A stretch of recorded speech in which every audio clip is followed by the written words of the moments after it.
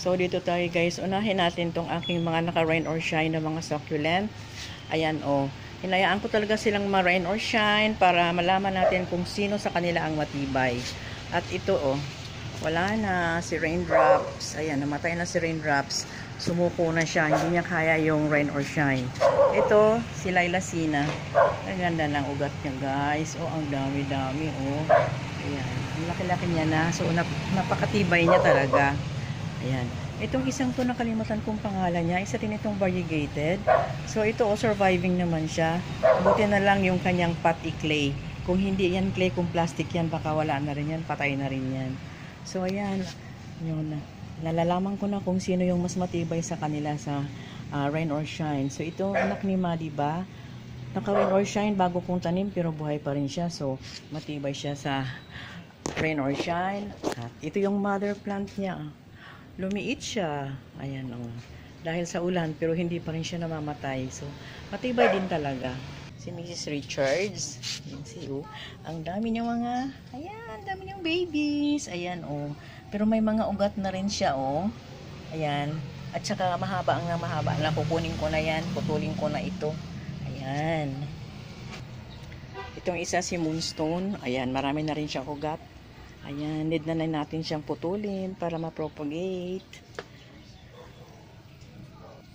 At si Ghost Plant.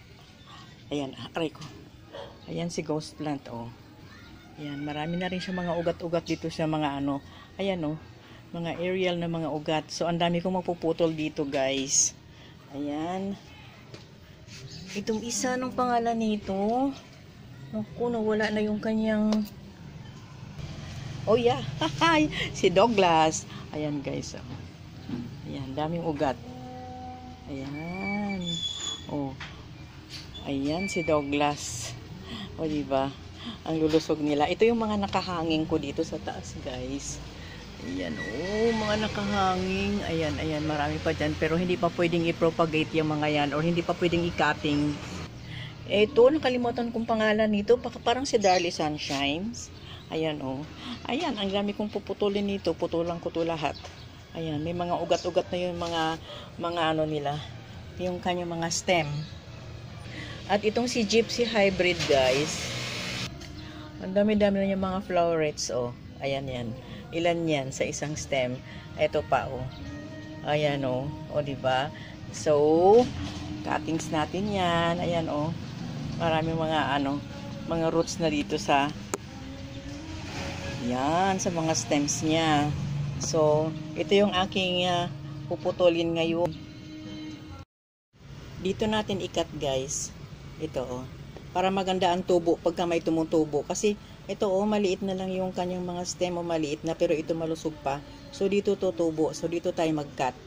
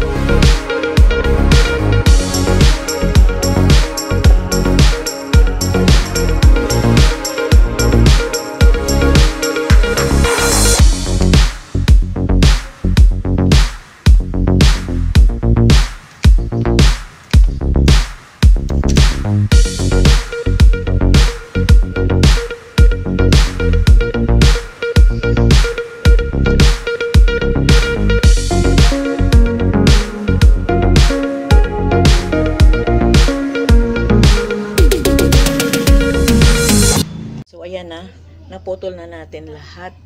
Pero hindi lahat pinutol ko, guys. Yung maiikli, iniwan ko lang.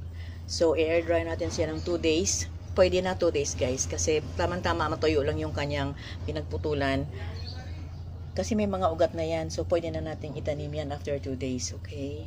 So, ayan, pinatong ko muna sa mga pots nila para lalagyan ko mamaya ng pangalan para hindi magkahalo-halo. Hello, magandang hapon sa lahat. Kumusta? Mga guys, ang ulan sunod-sunod, 'di ba? Ang aking mga halaman, kawawa naman yung mga succulent ko. Diyos ko, grabe, mayroong mga natutunaw. Kasi hindi naman sila din pwedeng ipasok sa loob ng bahay dahil ganun din, hindi sila nahanginan dahil ako ay naka-indoor. So, ang gagawin natin ngayon, guys, nagpuputol ako ng aking mga succulent at i-propagate natin katulad nito. Ayan, oh. Pinagpuputol ko yung mga ibang mga succulent ko dahil yung iba puro ugat na at lumiliit na yung mga dahon, di ba? So kailangan i-propagate natin para mayroon tayong panibagong palalaguin. At by the way guys, malamig na ang panahon, di ba? Dito sa amin malamig na. Ewan ko lang sa inyo ha, basta nararamdaman ko na yung Christmas, o di ba? So ito yung gagawin natin ngayon, guys. Ito. Di ba? Yan. Okay. So, ito yon guys. Propagate na natin to. Nakaano na siya. Sabi ko 2 days lang. Pero ito, 4 days yung ginawa ko. Ayan o. Ayan. Nilagyan ko na sila ng pangalan para hindi ako malito. Dahil halos pare-parehas. Pagka nagsiliitan na yung mga succulent, halos pare-parehas na lang ang itsura nila. Kapag cut ko doon sa pot, nilipat ko sila dito. So, ayan. 3 to 4 days na ito. So, ita-transfer na natin ngayon sa panibago nilang mga pots. Dito ko sila ilalagay sa pots na ito. Kasi nakikita ko kasi sa ibang mga vlog na nakaganda ang lalaki ng mga clay pot. Tapos, ang dami mga florets ng kanilang mga succulent. Basta gumaganda.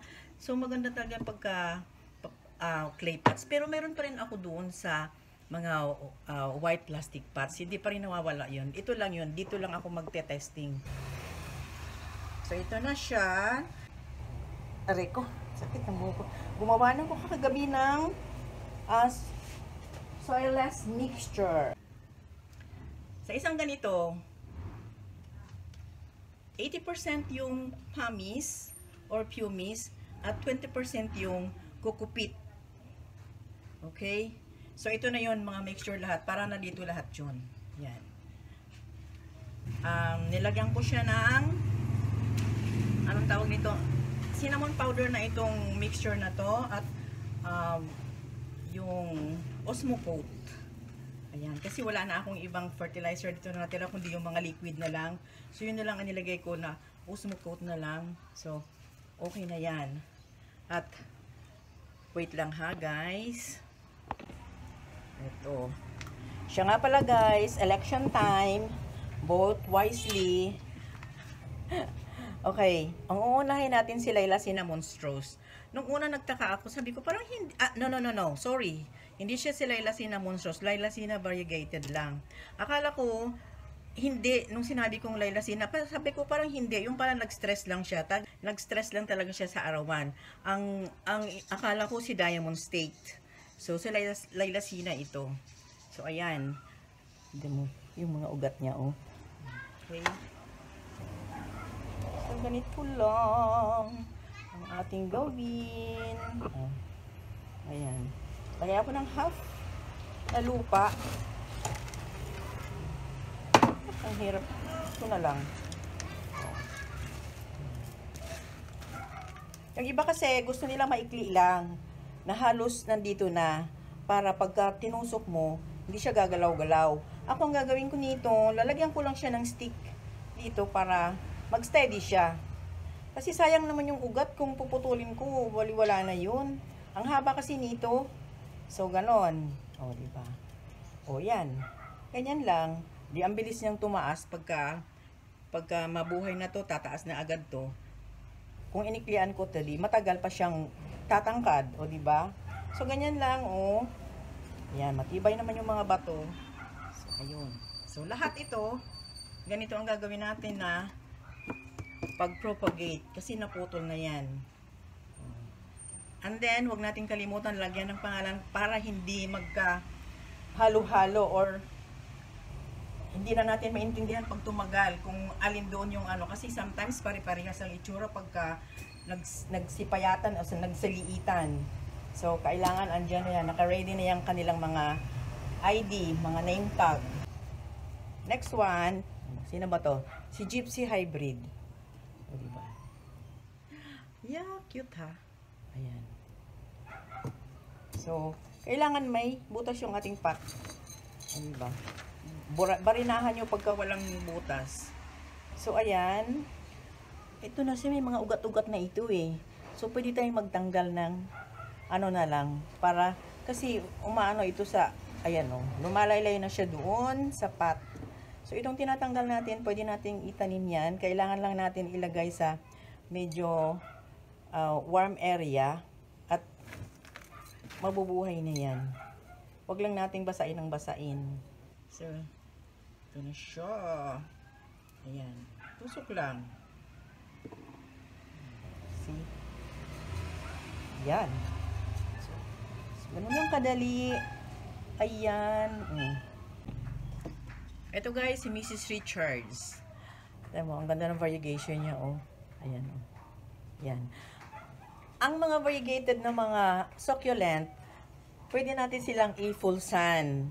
Pero pag nakita natin na medyo naglanta sila, madalas maglanta yung pinakaibaba nilang dahon. So, ibig sabihin, ayaw nila ng full sun hanggang afternoon. So, mga half day lang po pwede na yon na ilagay natin. Kasi, itong mga ito, mga Korean succulent to. Alam naman sa Korea, malamig yung bansa nila, di ba? Oh, malamig, mainit. Ang atin kasi dito, pag mainit, mainit talaga. So, nahihirapan silang mag-cope up sa ating weather dito. So, ganun lang ang gagawin natin. Ilagay natin sa full sun.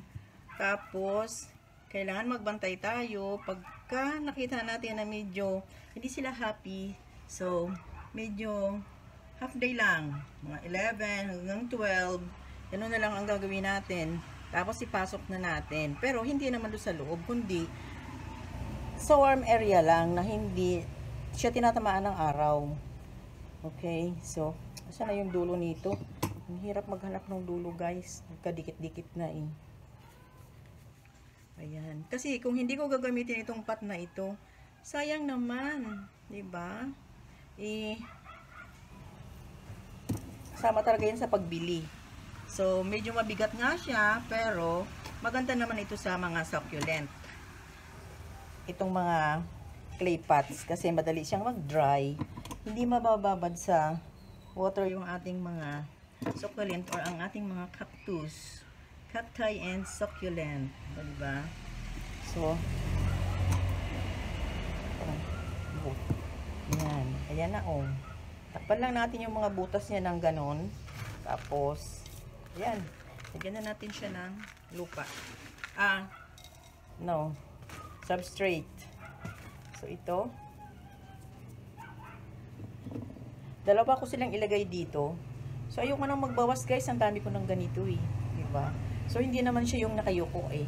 Tingnan mo, nakatangad naman yung kanyang mga stem. So, pwede na to. Ganyan. O, diba? Dito siya sa side na to. Tapos, itong isa. O, diba?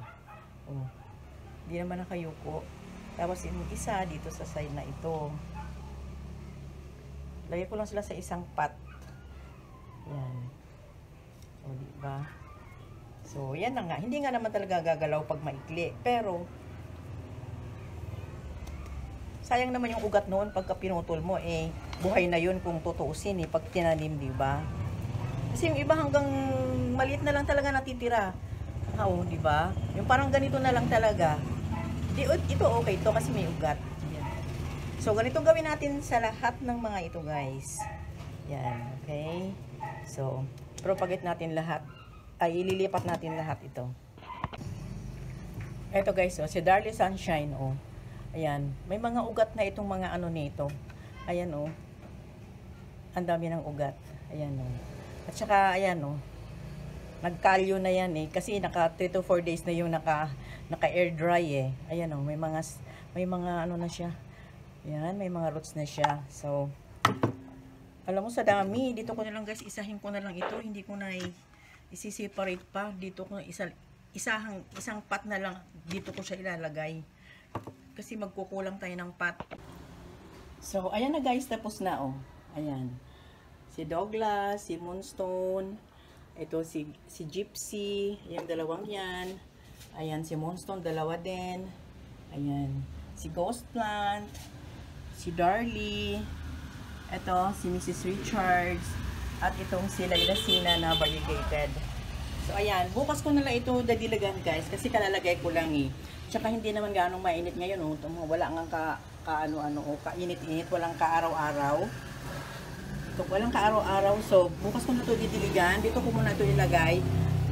Paglipat ko doon sa place na paglagyan ko sa kanila na makakuha sila ng warm, doon ko na ito didiligan. Ayan. So ganito guys. Ito yung mga ganito. Tip ko lang sa inyo. Ganito oh. Akala ko maganda to, yung mga ganito lagay ng name tag. Hindi pala, kasi pag naiinitan sila, pag tumagal, wala.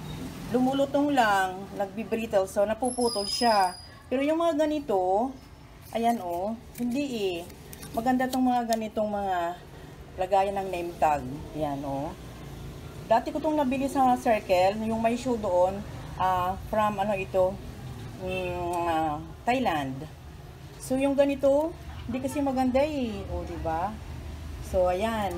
Yun lang ang aking vlog sa inyo ngayon, guys. At sana naman ay natutunan kayo dito. At please subscribe, like, and comment. At maraming salamat sa panonood, sa pakikinig sa oras. Bye-bye. See you next time.